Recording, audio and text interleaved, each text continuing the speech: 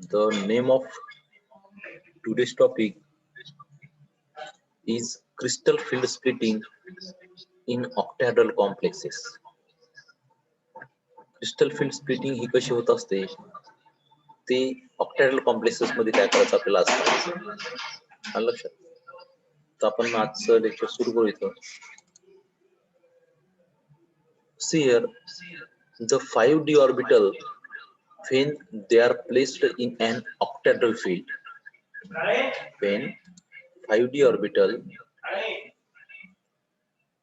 placed in an octahedral field, in an octahedral field complexes, the coordination number is a 6. आपल्याला माहित आहे की ऑक्टॅहेड्रल complex जर असेल तर ऑक्टॅहेड्रल कॉम्प्लेक्स आपण कशाला म्हणतो आपण की ज्या कॉम्प्लेक्सेसचा कोऑर्डिनेशन नंबर हा किती असतो 6 असतो. मग 6 कोऑर्डिनेशन नंबर कशामुळे येत असतो त्या कॉम्प्लेक्सला कारण की त्याच्यामध्ये 6 लिगँड्स हे सेंट्रल मेटल ॲटम्सला असतात अटॅच असतात आणि जो सेंट्रल मेटल ॲटम्स असतो तो सेंट्रल मेटल ॲटम्स आपण ट्रान्झिशन एलिमेंटचा पहिला एलिमेंट देत असतो आणि त्याच्यानंतर स्क्वेअर ब्रॅकेट मध्ये त्याच्या बाजूला जेवढे काही लिगँड्स अटॅच असतात ते काय असतात ते लिगँड्स असतात आणि तेवढी संख्या म्हणजे त्याचा काय असतो कोऑर्डिनेशन नंबर असतो. लक्षात.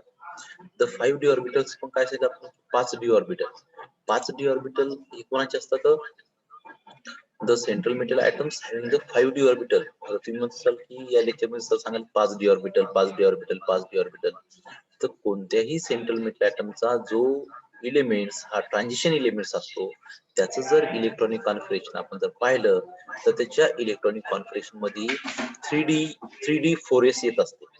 आता फॉर एक्झाम्पल आपण जर स्कॅन्डियमचं घेतलं तर त्याचं किती येते 3d1 4s2 3d1 4s2 हे काय ते इलेक्ट्रॉनिक कॉन्फिगरेशन आहे त्याचं. मग 3d1 जे आहे तर 3d जे ऑर्बिटल आहे त्या डी ऑर्बिटलचे सब ऑर्बिटल असतात 5. डी ऑर्बिटलचे सब ऑर्बिटल किती असतात 5 असतात. जसं आता एस ऑर्बिटल जर पाहिलं तुम्ही कसं असतं स्पेरिकल इन नेचर असते म्हणजे गोल असते स्पेरिकल असते त्याच्यामध्ये 2 इलेक्ट्रॉन्स बसतात म्हणजे एस चा शेप झाला. पी जर पाहिलं तुम्ही तर पी कसं असतं की पी जर पाहिलं आपण तर पी असते pxy py pxy किंवा px py pz px py आणि pz असते बरोबर आहे. म्हणजे तुला जर सांगायचं झालं तर समजा फॉर एक्झाम्पल हे असं असते पी या ऑर्बिटल असं 3 पी च्या हे 2 आणि 3 याचं नाव असते px याचं नाव असते py आणि याचं असते pz बरोबर आहे. असंच सेम ऑर्बिटल डी चे असतात की डी चे ऑर्बिटल किती असतात हे डी चे ऑर्बिटल असतात 5. फॉर एक्झाम्पल हे डी चे ऑर्बिटल असतात 5 1 हे 2 हे 3 4 5. मग याचं नाव असतं dxy दुसऱ्या ऑर्बिटल नाव असतं dxz आणि तिसऱ्याचं असतं dyz dxy dxz dyz आणि जे 2 असतात दुसरे हे झाले 3 या चौथ्याच असते dx स्क्वेअर y स्क्वेअर आणि पाचव्याच असते dz square dx square y square and dz square atomic orbital which are shown by the central metal atoms. म्हणून सांगितलं की the 5d orbitals when they are placed in an octahedral field ज्यावेळेस एखादं 5d orbital हे octahedral field मध्ये ठेवलेलं असते in an octahedral complexes the coordination number is a 6 आणि coordination number किती असतो 6 असतो. In an octahedral field the 6 ligand are approaches toward the central metal atoms. In an octahedral field, the 6 ligands are approaches towards the central metal ions for each direction along the x, y, z axis. आता पहा इकडं तुम्हाला इकडं हे दाखवतो मी इथं हे जर आपण घेतलं ना इकडं आता या डायग्राम मध्ये पहा 6 लिगँड जे आहेत तर 6 लिगँड सेंट्रोमेटर ॲटम्स वर कसे जातात in a x Y Z direction. हे याच्यामध्ये हे असते एक्स हे बघा हे असते एक्स इकडं हे वाय असते आणि हे काय असते इकडं एक असते Z X Y Z axis. मग या कॉम्प्लेक्सेस मध्ये काय असते this is called as the central metal atoms. हा जो दिसतो आपल्याला हा असतो सेंट्रल मेटल ॲटम्स असतो आणि जे लिगँड्स असतात 6 लिगँड हे पहा एक लिगँड हा दुसरा लिगँड हा तिसरा ligand then fourth, fifth and sixth ligand. They are approaches towards the central metal atoms in all directions. The central metal atoms च्या सगळ्या डायरेक्शन मध्ये म्हणजे एक्स वाय आणि झेड डायरेक्शन मधून काय होतात हे जे काही लिगँड्स असतात 6 लिगँड हे 6 लिगेंड सगळ्या डायरेक्शन काय करतात सेंट्रल मेटल ऍटम्स कडे येत असतात फॉर द बॉन्डिंग फॉर्मेशन. कशा येतात ते फॉर द बॉन्डिंग फॉर्मेशन साठी येत असतात ती. आणि ज्यावेळेस ते बॉन्डिंग फॉर्मेशन होतं तर मग जे काही सेंट्रल मेटल ऍटमचे जे डी ऑर्बिटल असते तर ते डी ऑर्बिटल सांगितलेलं आहे की नेमकं सेंट्रल मेटल ऍटमचं जे काही डी ऑर्बिटल असेल तर ते डी ऑर्बिटल्स काय केलेलं आहे किंवा डी ऑर्बिटल्स काय आहे ते पहा. एक्स वाय झेड डायरेक्शन सगळे लिगॅन्ड्स काय झाले सेंट्रल मेटल ऍटम्स कडे आले. मग सेंट्रल मेटल ऍटम्स कडे आल्याच्या नंतर from each direction along the xyz and xy and z axis there will be the net electrostatic attraction, but due to the repulsion between the electron in the metal d orbital and the electrons negative charge of ligands. आता पहा याच्यामध्ये electrostatic attraction असते कशामध्ये central metal atoms मध्ये आणि ligands मध्ये. There will be a electrostatic attraction. Electrostatic attraction म्हणजे काय पॉझिटिव्ह निगेटिव्हचं अट्रॅक्शन. मग पॉझिटिव्ह कोणता मेटल असतो आपल्याला माहिती central metal atoms is a cation or its having a electron deficient. Electron deficient असतो आणि त्याच्यावर काय असतो पॉझिटिव्ह चार्ज असतो. पण जे काही लिगॅन्ड्स असतात तर लिगॅन्ड्स वर काय असतो निगेटिव्ह चार्ज असतो. लिगॅन्ड्स हॅव्हिंग द निगेटिव्ह चार्ज. मग हा लिगॅन्ड वर असणारा निगेटिव्ह चार्ज आणि सेंट्रल मेटल ऍटम वर असणारा positive charge in between two या दोघांच्या मधामध्ये काय असते या दोन्हीच्या मधामध्ये काय असते इलेक्ट्रोस्टॅटिक अट्रॅक्शन असते. But due to repulsion between पहा पण रिपल्शन कशामध्ये असणार आहे हे तर झालं सेंट्रल मेटल ऍटम्स वर. हे झालं लिगॅन्ड वर negative charge central metal atoms वर पॉझिटिव्ह चार्ज. पण सेंट्रल मेटल ऍटम्सच्या मधात असणारा डी ऑर्बिटल आणि त्या डी ऑर्बिटल मध्ये असणारे इलेक्ट्रॉन्स त्या इलेक्ट्रॉन्सवर कोणता चार्ज असतो निगेटिव्ह चार्ज असतो. त्या इलेक्ट्रॉन्सवर कोणता चार्ज असतो निगेटिव्ह.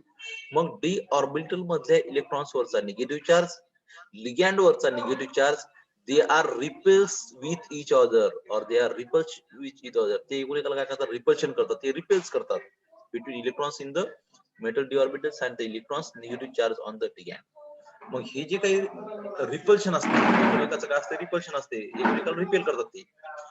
या रिपल्शन मुळे काय होत असते की याच्यामध्ये जे काही डी ऑर्बिटलची हे असते किंवा not all D electrons are affected equally. मग हे जे काही रिपल्शन असते तर हे रिपल्शन सगळेच्या सगळे इलेक्ट्रॉन्स वर अफेक्ट करत नाही. Not all D electrons are affected equally.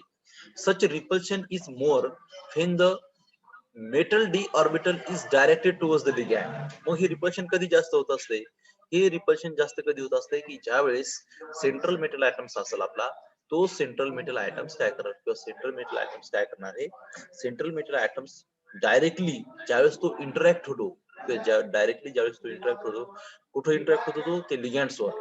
मग लिगॅन्ड सोबत जर डायरेक्टली त्याचं इंटरॅक्शन जर झालं असेल तर त्यावेळेस काय होईल तिथं इंटरॅक्शन झाल्यामुळं लिगॅन्डचं इंटरॅक्शन झाल्यामुळे तिथं त्याचं काय होईल ते अफेक्ट होतात सगळे ligand. Then when it is away from the ligands thus the dx square y square and dz square orbital which point towards the axis along the direction of ligand. आता जर तुम्ही जर स्ट्रक्चर ऑफ डी ऑर्बिटल पाहिला असेल किंवा structure of D orbital जर पाहिला असेल तर त्या स्ट्रक्चर ऑफ डी ऑर्बिटल मध्ये मी सांगितलं होतं की जे 5 डी ऑर्बिटल असतात त्याच्यापैकी 3 डी ऑर्बिटल कसे असतात सारखे असतात dxy dy आणि dxz. हे 3 लिगॅंड काय असतात सारखे असतात. आणि जे dx स्क्वेअर y स्क्वेअर आणि dz स्क्वेअर ऑर्बिटल असतात याची electron density he along on the axis असते. ऑन द ऍक्सिस म्हणजे एक्स स्क्वेअर वाय स्क्वेअर वर किंवा डिझेल स्क्वेअर ऍक्सिस वर असते आणि बाकीचे जे 3 ऑर्बिटल आहेत याची अलोंग बिटवीन द ऍक्सिस असते. बिटवीन द ऍक्सिस असते. म्हणून हे दोन ligand dx square y square आणि dz square orbital which point towards the axis along the direction of the ligand. म्हणून हे काय होतं डायरेक्ट जी काही डायरेक्शन असते लिगॅंडची येण्याची डायरेक्शन त्या डायरेक्टली ते काय होतं त्याला इंटरॅक्ट होतात.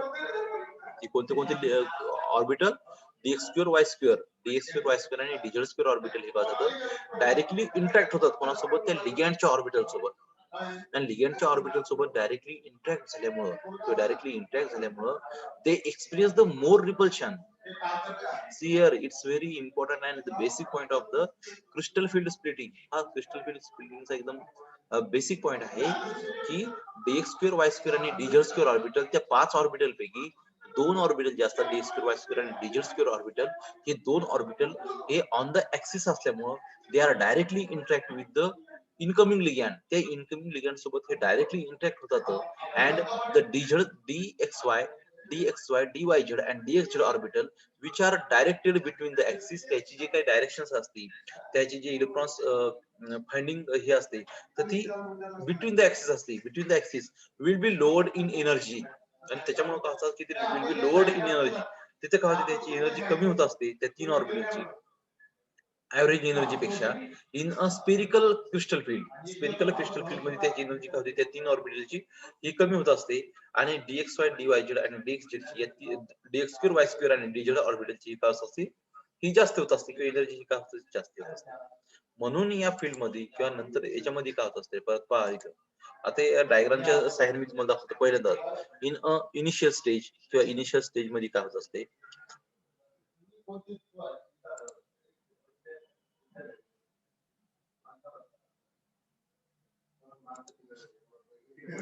हे पहा. हे सुरुवातीला झालं डी जनरेट ऑर्बिटल. हे फॉर एक्झाम्पल हे डी ऑर्बिटल, हे आहे डी ऑर्बिटल. कशाचं डी ऑर्बिटल? सेंट्रल मेटल ॲटमचं. तर सेंट्रल मेटल ॲटमचं डी ऑर्बिटल हे सुरुवातीला किंवा इनिशियली हे काय असते डी जनरेट ऑर्बिटल बोलतो आपण. Degenerate d orbital. Why it is called as degenerate d orbital? Because all the energy याची जी काही सगळ्या ऑर्बिटलची एनर्जी आहे, त्या सगळ्या ऑर्बिटलची जी काही एनर्जी आहे, तर ती एनर्जी कशी असते किंवा सगळी एनर्जी कशी असते, ही सगळ्याची एनर्जी सारखी असते. इथं जरी तुम्हाला 6 दिसत असतील, हे बघा 1 2 3 आणि इकडे 6 झाले, हे डी ऑर्बिटल किती असतात? हे 6 नसतात. हे ऑर्बिटल कन्सिडर करू नका, हे 6 नसतात. हे फक्त किती ऑर्बिटल असतात? फक्त 5 डी ऑर्बिटल असतात. मग हे 5 डी ऑर्बिटल पैकी काय होत असतं की 5 डी ऑर्बिटल हे डिजनरेट ऑर्बिटल असतात. ज्यावेळेस हा सेंट्रल मेटल ॲटम्स आपण स्पेरिकल फील्ड मध्ये ठेवू, की ज्याच्यावर लिगॅंड्स हे काय असतील, सराउंडिंग सगळेच्या सगळे लिगॅंड्स काय असतील, सराउंडिंग असतील. आणि सराउंडिंग लिगॅंड्स असल्यामुळं किंवा सराउंडिंग लिगॅंड्स असल्यामुळं काय तिथं सराउंडिंग लिगॅंड्स असल्यामुळं सराउंडिंग लिगॅंड असल्यामुळं आता जे तुम्हाला सांगितलं मी की इलेक्ट्रोस्टॅटिक अट्रॅक्शन होते दोघांमध्ये, लिगॅंड मध्ये आणि सेंट्रल मेटल ॲटम्स मध्ये काय होते, इलेक्ट्रोस्टॅटिक अट्रॅक्शन असते.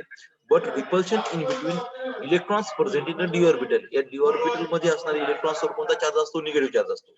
आणि लिगॅंडवर कोणता चार्ज असतो? निगेटिव्ह चार्ज असतो. म्हणून या दोघांमध्ये काय होतं, रिपल्शन होत असते. आणि म्हणून त्याची एनर्जी काय होते, ती एनर्जी तिथं वाढते. आणि पहा इथं अशी दिसेल तुम्हाला, energy is increase but degenerate orbital of higher energy.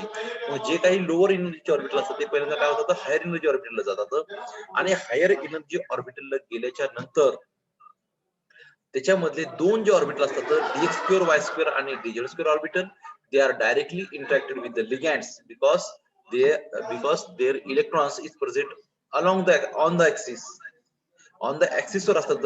म्हणून डीएक्स स्क्वेअर वाय स्क्वेअर आणि डीझेड स्क्वेअर ऑर्बिटल हे काय होतात, हे डायरेक्टली त्या लिगॅंडच्या डायरेक्शन मध्ये येतात. आणि लिगॅंडच्या डायरेक्शन मध्ये आल्यामुळे त्यांची एनर्जी काय होते, वाढते. आणि डीएक्स वाय डीएक्स झेड आणि डीवाय झेड हे जे तीन ऑर्बिटल असतात, ते डायरेक्टली लिगॅंड सोबत त्यांचं इंटरॅक्शन होत नाही. आणि लिगॅंडचं त्याच्यासोबत इंटरॅक्शन न झाल्यामुळे त्याची एनर्जी काय होते, कमी होते, किंवा they going to the lower energy level. म्हणून या 5 डी ऑर्बिटलची स्प्लिटिंग, जे आपण म्हणालो स्प्लिटिंग झाली, स्प्लिट अप होणे म्हणजे काय होणे, एकाचे काय होणे, 2 भाग पडणे. मग 5 डी ऑर्बिटलचे 2 भाग कोणते पडतात? एक जातो वरच्या एनर्जी लेवलला इकडं, आणि दुसरा जातो या खालच्या एनर्जी लेवलला. समजा फॉर एक्झाम्पल हे जाते इकडं, लक्षात, इकडं आणि इकडं. मग आता जे वरचे ऑर्बिटल होईल, तुम्हाला माहिती आहे वरचे हायर एनर्जी ऑर्बिटल कोणते आपले, डीएक्स स्क्वेअर वाय स्क्वेअर आणि डीझेड स्क्वेअर ऑर्बिटल. मग हे जे काही कंबाईनली हे जे काही दोन ऑर्बिटल येतं, हे पाहिजे डायग्राम सोबत मी दाखवले तुम्हाला. या दोघांची जी काही एनर्जी असते किंवा या दोघांचं जे ऑर्बिटल असते किंवा combinedly these are two orbital is called as the easy orbital. The combinedly two orbital is called as the easy. मग याला काय म्हणायचं, इझी ऑर्बिटल. इझी ऑर्बिटल मध्ये किती असतात, 2 ऑर्बिटल असतात. एक असतो डीएक्स स्क्वेअर वाय स्क्वेअर आणि दुसरा कोणता असतो, डीझेड स्क्वेअर ऑर्बिटल. आणि हे जे काय असते, हे असते एनर्जी बॅरियर. हे पहा हे दिसेल तुम्हाला, ही जी रेष ही असते energy barrier between the eg and t2g orbital. आता मी टी2 जी म्हटलेले तुम्हाला, टी2 म्हणजे काय म्हणतो आपण त्याला, टी2 जी कशाला म्हणायचं, टी2 जी ऑर्बिटल जे काही कंबाईनली 3 ऑर्बिटल आहेत आपले, d x y d x z d y z, d x y d y z आणि डीएक्स झेड, हे जे असतात याला म्हणतो आपण कंबाईनली ऑर्बिटल. हे जे काही कंबाईन असतात याला म्हणायचं टी2 जी ऑर्बिटल. या तिन्ही मिळून जसं आपण वर डीएक्स स्क्वेअर वाय स्क्वेअर आणि डीझेड स्क्वेअर सांगितलेले त्याला म्हणतो आपण इझी ऑर्बिटल, तसं डीएक्स वाय डीएक्स झेड आणि डीवाय झेड ला काय म्हणायचं, it is called as the t2g orbital. याला म्हणायचं T2G atomic orbital. T2G atomic orbital कशा म्हणतो आपण? T2G means triply degenerate. T2G means triply degenerate atomic orbitals. Triply means काय म्हणतो आपण? Tri means 3. म्हणून या T2G मध्ये किती ऑर्बिटल असतात? 3 असतात. आणि जे काही इझी ऑर्बिटल असते, E G orbital is called as the doubly degenerate. E G orbital is called as the doubly degenerate. आणि डबली डिजनरेट असल्यामुळे it consist of the W means 2. फक्त 2च ऑर्बिटल काय असतात वरच्या साईडला असतात इजी ऑर्बिटल मध्ये. The energy gap between 2 T2G and E G, जो काही एनर्जी बॅरियर असतो तो एनर्जी बॅरियर किंवा टोटल डिफरन्स जर दोघांचं मधलं जर पाहिलं आपण, दोघांचं मधलं टोटल डिफरन्स एनर्जीचं असलं ते असतं 10 DQ. ते किती असते? 10 DQ असते. आणि ज्याची एनर्जी इन्क्रीज झालेली आहे म्हणजे dx2 y2 ची एनर्जी इन्क्रीज झाली, dx2 y2 ची आणि dz2 ऑर्बिटलची, this having a plus 6 DQ energy असते याची. म्हणजे वरची जी असते ती किती असते? प्लस 6 DQ एनर्जी इन्क्रीज झालेली. आणि जी काही मायनस मध्ये जाते किंवा जो लोअर एनर्जी ऑर्बिटल असतात T2G आणि इझी मध्ये, त्याची एनर्जी कमी होती किती? -4 DQ. म्हणजे याचा अर्थ हे किती इकडं -4 आहे, हे -4 आहे. Here this is the -4 DQ. आणि हे काय आहे? +6. ही जी व्हॅल्यू आहे ही काय इकडं? +6 DQ. +6 DQ -4 DQ. ज्याची एनर्जी वाढती त्याला म्हणायचं +6 DQ न वाढती. ज्याची एनर्जी कमी होती त्याला म्हणायचं -4 DQ न काय होती? एनर्जी कमी होती.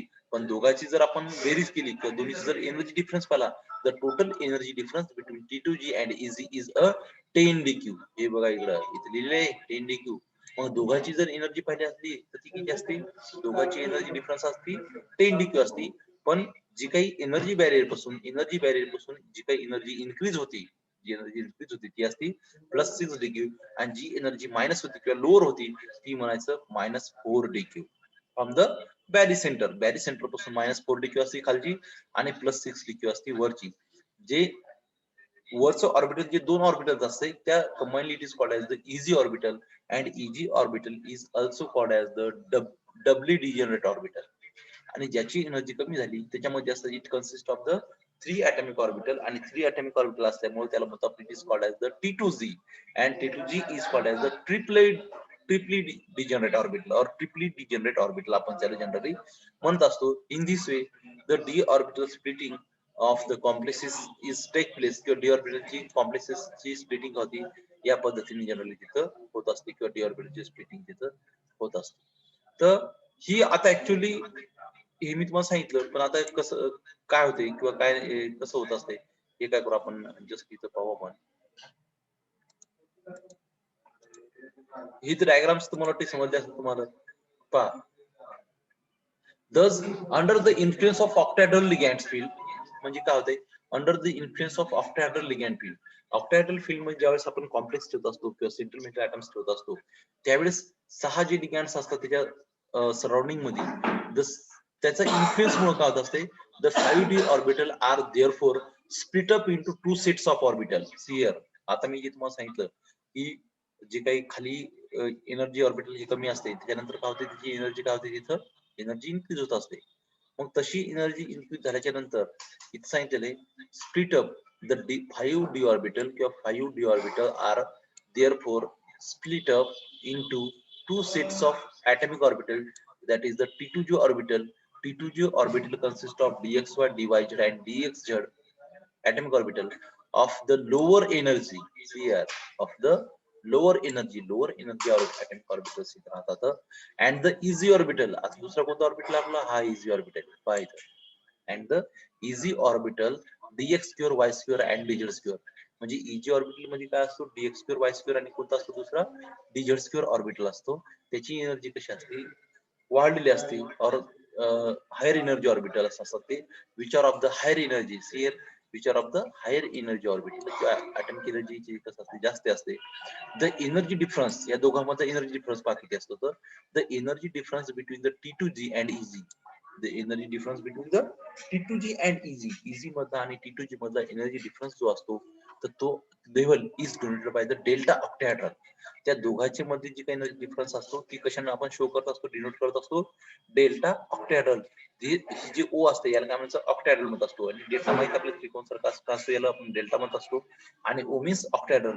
और डेल्टा ऑक्टॅडल म्हणा किंवा त्यालाच काय म्हणतो it's called as the 10 DQ. म्हणजे दोघांमधला एनर्जी डिफरन्स हा किती झाला 10 DQ हा एवढा काय झाला डिफरन्स झालेला आहे किंवा 10 DQ हा काय झाला असते एवढा डिफरन्स आहे and is called as the crystal field splitting energy. यालाच काय म्हणतो आपण याला म्हणायचं क्रिस्टल फील्ड स्प्लिटिंग एनर्जी आपण जनरली काम म्हणत असतो.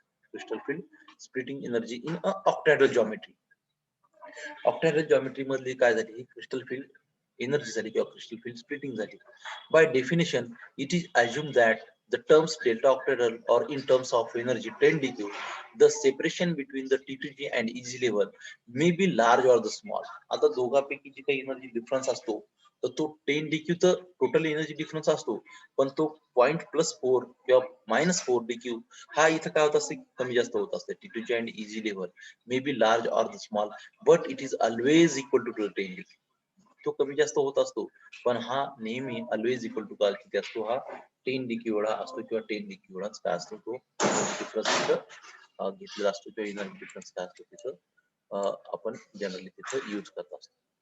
तर याला म्हणतो आपण आता पहा according to the centre of gravity rule. Centre of gravity rule काय सांगतो according to the center of gravity rule, the algebraic sum of all the energy shift, the algebraic sum of all the energy shift of all orbital should be zero. दोघांचं जर algebraic sum आपण जर केलं तर ते किती असते ऑर्बिटलचं हे झिरो असते. In this energy of the two eg orbital जे काही दोन एनर्जी ऑर्बिटल आहेत आपले दोन एनर्जी ऑर्बिटल कोणते आपले इजी ऑर्बिटल म्हणतो आपण त्याला. The two eg orbitals will be increased by आता पहा विल बी इन्क्रीज्ड बाय 3/5 किंवा 3/5 न काय होते त्याची एनर्जी काय होत असते वाढत असते. आणि हे 3/5 जर तुम्ही आपण जर कॅल्क्युलेशन जर केलं तर ते कॅल्क्युलेशन किती आपलं 0.6 DQ जवळपास किंवा ऑर 6 DQ एवढं ते काय त्याचा आन्सर येत असते. And that of the 3 T2G orbital gets decreased by 2/5. 3/5 आणि 2/5 3/5 न आणि 2/5 न काय होत असते त्याची एनर्जी इन्क्रीज किंवा डिक्रीज काय होत असते तिथं होत असते किंवा इन्क्रीज किंवा तिथं डिक्रीज तिथे एनर्जी तिथं डिक्रीज होत असते. म्हणजे जी एनर्जी वाढलेली असते कशाची वाढलेली असते डीएक्स स्क्वेअर वाय स्क्वेअरची आणि डी झेड स्क्वेअर ऑर्बिटलची एनर्जी काय असते इन्क्रीज होत असते. आणि जी काही इन्क्रीज झालेली असेल तिला काय म्हणतो आपण इट इज कॉल्ड 3/5 न ती काय होते इन्क्रीज होते त्याला म्हणतो आपण 6 DQ म्हणत असतो. In octahedral it is called the 3/5 but in DQ form मध्ये जर सांगायचं असलं आपल्याला तर 6 DQ मध्ये होत असते. And that of the 3 T2G will decrease by 2/5 न काय होतं ते 3 T2G काय होतं ते डिक्रीज होत असते डेल्टा ऑक्टॅडल और त्यालाच म्हणतो आपण -4 DQ न काय होते डिक्रीज होत असते. In other words the average energy of the d orbital should remains the same. पण त्याची जी काही ऍव्हरेज एनर्जी असते दोन डी ऑर्बिटलची एक असं T2G ऑर्बिटल आणि दुसरं कोणतं असते इजी ऑर्बिटल. ही दोघांची एनर्जी ऍव्हरेज एनर्जी कशी असते इज रिमेन्स द सेम किंवा रिमेन्स का असते सेम असते. आता बॅरी सेंटर कशाला म्हणतो आपण तुम्हाला दाखवलं मी दोन ऑर्बिटलच्या मधातली जी काही रेष असते त्या मधातल्या रेषेला काय म्हणतो it is called as a barycentre किंवा त्याला काय म्हणतो आपण बॅरी सेंटर मध्ये असतो. आता बॅरी सेंटर जर तुम्हाला दाखवायचं झालं तर आपल्याला या डायग्राम्स मध्ये दाखवता येईल. See here this is the barycentre हे जे मधातलं आहे ना तर या दोन एनर्जी लेवलच्या मधातली जी डायग्राम आहे त्याला म्हणतो आपण बॅरी सेंटर. हे पहा this is called as the barycentre. लक्षात. मग बॅरी सेंटर असते बॅरी सेंटर पासून काय होईल मग बॅरी सेंटर पासून जी एनर्जी वाढते ती कोणती असते इची एनर्जी वाढत असते आणि जी एनर्जी खाली जात असते त्याला काय म्हणतो आपण it is called as the T2G orbital आणि ज्याची एनर्जी वाढते त्याला म्हणतो आपण it is called as the E G orbital किंवा इझी ऑर्बिटल नाही का ती एनर्जी वाढत असते. यामध्ये दोघांची एनर्जी जर एनर्जी डिफरन्स जर पाहिला आपला तर तो किती असतो the energy difference is a 10 DQ असतो. पण एकाची +6 DQ होती बॅरी सेंटर पासून इन्क्रीज झालेली एनर्जी ही असते +6 DQ आणि बॅरी सेंटर पासून जी खालची एनर्जी असते ती किती असते -4 DQ किंवा -4 DQ एवढी काय असते इकडं त्याची एनर्जी असते. तर इन दिस वे आपल्याला काय केलेलं तिथं तर आपल्याला तिथं सांगितलेलं आहे की एनर्जी कशी असते किंवा काय असते. आता see here to satisfy this condition आपल्याला जर त्या कंडिशन जर सॅटिस्फाय करायच्या असतील तर काय काय सांगितलेलं आपण पाहू इथं. To satisfy this condition the two eg orbital raise in energy by 6 DQ. काय सांगितलं to satisfy this condition the two easy orbital raised in energy by the 6 DQ while the 3 T2G orbitals are lowered in energy by the 4 DQ. मग जे काही lower येणार आहे किंवा T2 येणार आहे तर ती किती नाही लोअर एनर्जी होणार आहे -4 DQ न किंवा 4 DQ न इन टर्म्स ऑफ डेल्टा ऑक्टॅडल. आता हे जर आपल्या टर्म्स ऑफ डेल्टा ऑक्टॅडल मध्ये जर पाहायचं असेल आपण सांगितलं की डेल्टा ऑक्टॅड्रल म्हणा किंवा ऑर त्याला म्हणा 10 DQ. पहा काय सांगितलं मी डेल्टा ऑक्टॅड्रल म्हणा किंवा त्यालाच also called as the 10 DQ म्हणत असतो इन व्हॅल्यू आर. मग आता जी काही वाढती एनर्जी ती वाढलेली एनर्जी किती असते मग ती जी वाढते +6 DQ मग ती झाली +6 DQ न वाढत असते किंवा +6 DQ न काय होत इन्क्रीज होत असते. हे पाहिजे +6 DQ काय झाली इकडं इन्क्रीज झाली +6 DQ डेल्टा ऑक्टॅडल अँड ज्याची डिक्रीज झाली ती किती डिक्रीज झाली -0.4 DQ किंवा डेल्टा ऑक्टॅडल रिस्पेक्टिव्हली. अशा प्रकारे काय होत असते तिथे होत असते. आता क्रिस्टल फील्ड स्टॅबिलायझेशन एनर्जी कशाला होतात ते आपण पाहू इथं. The additional energy responsible for the stabilization of complex. हे सोडून त्या कॉम्प्लेक्सला स्टेबल जर व्हायचं असेल किंवा त्या कॉम्प्लेक्सला जर स्टेबल व्हायचं असेल then it require the additional energy. म्हणून डेफिनेशन काय सांगते आपली the additional energy responsible for the stabilization of the complex due to the crystal field splitting is known as crystal field stabilisation energy और in short it is called as the CFSE. इथं पहा इथं crystal field stabilisation energy म्हणलेलं आहे तर त्याला करायचं CFSE. म्हणजे कधी तुम्हाला काही फक्त तुम्हाला शॉर्ट फॉर्मच येईल कॅल्क्युलेट CFSE काय तिथं कॅल्क्युलेट CFSE येईल. मग तुम्ही म्हणसाल काय CFSE तर CFSE काय म्हटलेलं आहे CFSE is called as the crystal field stabilization energy. Crystal field stabilization energy. याची डेफिनेशन काय सांगते आपल्याला the additional energy responsible for किंवा ऍडिशनल एनर्जी रिस्पॉन्सिबल फॉर जी काही ऍडिशनल एनर्जी असेल किंवा जी काही ऍडिशनल एनर्जी असेल तर ती additional energy responsible for the complexes किंवा त्या कॉम्प्लेक्सेसला जी काही ऍडिशनल एनर्जी लागणार आहे किंवा ऍडिशनल एनर्जी लागणार आहे the additional energy responsible for the stabilization of the complexes due to crystal field splitting. Crystal field splitting साठी किंवा crystal field झाल्याच्या नंतर त्या ऑर्बिटलला डी ऑर्बिटलला जर स्टेबल व्हायचं असेल तर त्याला काय लागते ऍडिशनल अमाउंट ऑफ एनर्जी लागते and this additional amount of energy is nothing but the crystal field splitting energy किंवा crystal field stabilization energy असते. लक्षात in this way the d orbital is split up. दोन orbital मध्ये होत असते त्याचं D orbital splitting आणि ती डी ऑर्बिटल स्प्लिटिंग झाल्याच्या नंतर या प्रमाणात किंवा या फॉर्म मध्ये काय करत असतो आपण त्याला तिथं त्याचं स्प्लिटिंग करत असतो. ही डायग्राम जी आहे ही diagram it's very important for your written किंवा रायटिंग एक्झाम जर झाली आपली तर तिथे काय होत असते की तुमची एक्झाम ही खूप महत्वाची ठरत असते किंवा त्याचं काय होतं इथं तुम्हाला ही डायग्राम लक्षात ठेवणे. तर या डायग्राम मध्ये फक्त काय एक हे आहे किंवा एक फॉल्स काय आहे फक्त इथं की इथं जे ऑर्बिटल 6 दाखवले तुम्हाला ते 6 नसून हे ऑर्बिटल किती असतात फक्त डी ऑर्बिटल जे असतात फक्त 5 ऑर्बिटल असतात आणि 5 ऑर्बिटल असल्यामुळं याचं काय होते की याचं पहिल्यांदा एक असं इमॅजिन करा तुम्ही मी तुम्हाला सांगतो कसं असते समजा 5D ऑर्बिटलचा एक सेंटरमेट ऍटम्स आहे तो 5D ऑर्बिटलचा काय करायचं तो एखाद्या क्रिस्टल फील्ड आपल्याला स्प्लिटिंग एनर्जी मध्ये ज्याला म्हणतो आपण किंवा ऑक्टॅडल फील्ड मध्ये ठेवून पहा त्याला इमॅजिन करा फक्त एक डी ऑर्बिटल आहे डी ऑर्बिटलच्या सराउंडिंग मध्ये काय तर 6 लिगँड्स आहेत एल लिगँड्स कोणते पण असतील ते 6 लिगँड्स काय करतात they are come close towards the centre metal atoms कडे बॉन्डिंग फॉर्मेशन साठी येतात आणि बॉन्डिंग फॉर्मेशन साठी आल्याच्या नंतर तिथे काय होत असते की त्याच्यामध्ये इलेक्ट्रॉन्स काय करतात एकमेकांना रिपेल करतात रिपेल झाले की त्या 5 डी ऑर्बिटलची एनर्जी काय होते वाढते आणि 5 डी ऑर्बिटलची एनर्जी वाढल्यामुळं ती जे दोन ऑर्बिटल असतात डीएक्स स्क्वेअर वाय स्क्वेअर आणि डीजेड स्क्वेअर ऑर्बिटल ते काय जातात त्याची एनर्जी वाढल्यामुळे ते वर जातात आणि जे काही डीएक्स आपण 3 ऑर्बिटल सांगितले dx y dx dy z त्याची एनर्जी कमी होते का खाली जातात आणि असं काय होतं तिथं त्याची अशी स्प्लिटिंग होत असते सीआर या प्रमाणात त्याची स्प्लिटिंग होतात एक जाते खाली एक जाते वर आणि मग खालीवर गेल्याच्या नंतर त्या दोघांमध्ये जो काही एनर्जी डिफरन्स असतो तो असतो 10 DQ पाठ होऊन जाते मी जे सांगाल तुम्ही जर काळजीपूर्वक जर ऐकलं ना तर तुम्हाला पाठ होऊन जाईल की बॅरेज सेंटर पासून +6 DQ असते एनर्जी ईजीची आणि खाली T2 ची एनर्जी असते ही -4 DQ असते आणि टोटल एनर्जी डिफरन्स जो असतो त्याचा टोटल एनर्जी डिफरन्स किती असतो तो असतो 10 DQ चा आणि एवढं सारखे एक्सप्लेनेशन जर तुम्ही लिहिलं तर तुम्हाला इथे 4 पैकी 4 मार्क्स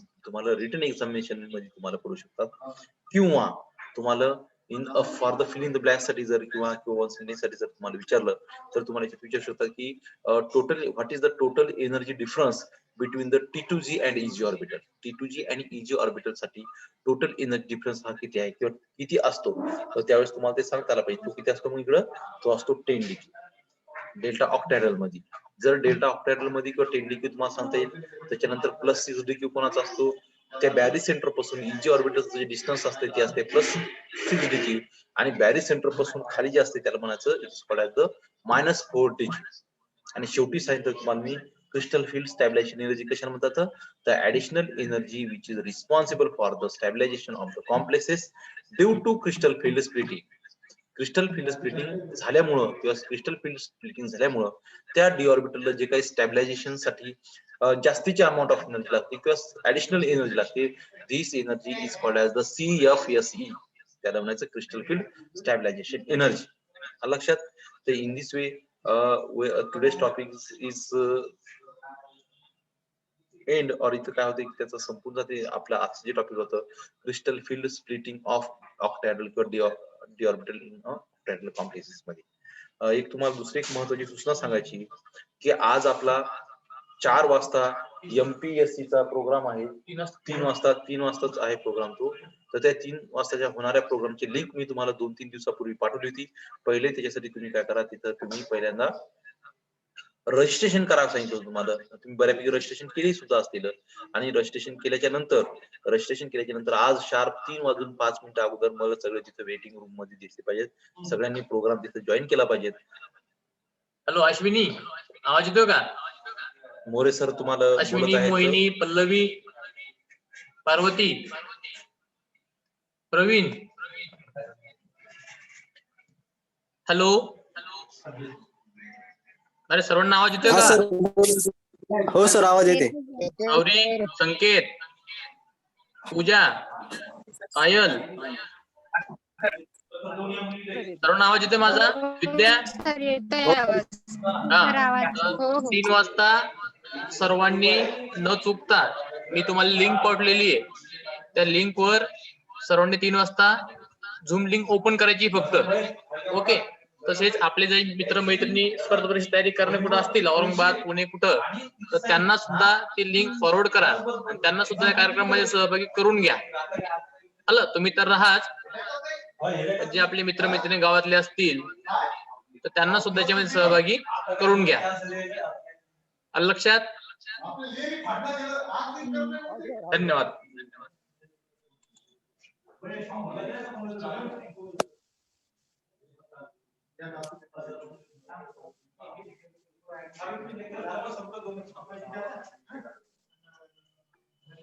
सांगितलं ना, अजून वेळ आहे का? तर सर्वांनी प्रोग्राम तो जॉईन करा. त्याच्यानंतर दुसरी महत्वाची एक्झाम डिपार्टमेंट कडून मी सूचना सांगतो तुम्हाला BSc थर्ड इयर वाल्यांसाठी, की आपले एक्झाम फॉर्म हे भरणं सुरू झालेले आहेत. फक्त ऐकून घ्या मी काय सांगतो, तर लक्ष द्या. एक्झाम फॉर्म भरणं सुरू झाले तर यावेळेस ऑफलाईन एक्झाम फॉर्म कोणालाच भरायचे नाहीत. म्हणजे कसे ऑफलाईन, म्हणजे कसे, तुम्ही जे येता इथं कॉलेजमध्ये ग्रीन जे कलरचे फॉर्म विकत घेता, 10 रुपयाला फॉर्म घेता, मग त्याच्यावर विषय टाकता, नाव टाकता, गाव टाकता, मग तुम्हाला ती कळत नाही की प्रॅक्टिकल कोणते टाकायचे कसे टाकायचे. तर आता तसे फॉर्म तुमचे 5व्या सेमिस्टरचे भरले जाणार नाहीत. तर ते कसे भरायचे, आपल्याला ऑनलाईन भरायचे. तर आपण आज जे आहेत, आपण आज सेकंडरी वाल्यांना बोलवलेलं आहे. तर तुम्ही तुमच्या तयारीत राहा, किंवा जसं तुम्हाला फॉर्म भरण्यासाठी आपल्याला भरायचे तर ऑनलाईन फॉर्म, तर ऑनलाईन फॉर्म भरण्यासाठी बाहेर फॉर्म भरला जात नाही. तुम्हाला कॉलेजमध्ये यायचं फक्त.